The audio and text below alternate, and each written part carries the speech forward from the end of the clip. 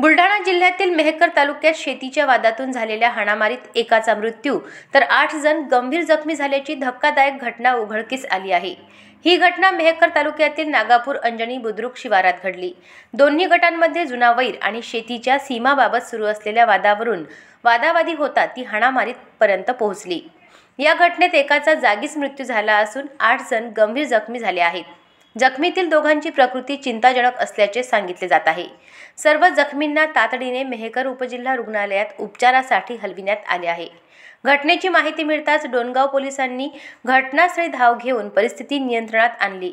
दोन्ही गटांकडून परस्पर विरोधी तक्रारी नोंदविण्यात आल्या असून एकूण 9 जणांना अटक करण्यात आली आहे। न्यायालयाने सर्व आरोपींना 2 दिवसांची पोलीस कोठडी सुनावली आहे। या घटनेमुळे परिसरात तणावाचे वातावरण निर्माण झाले असून डोणगाव पोलिसांनी गावात चोख बंदोबस्त ठेवला आहे। या घटनेचा पुढील तपास डोणगाव पोलीस करत आहेत।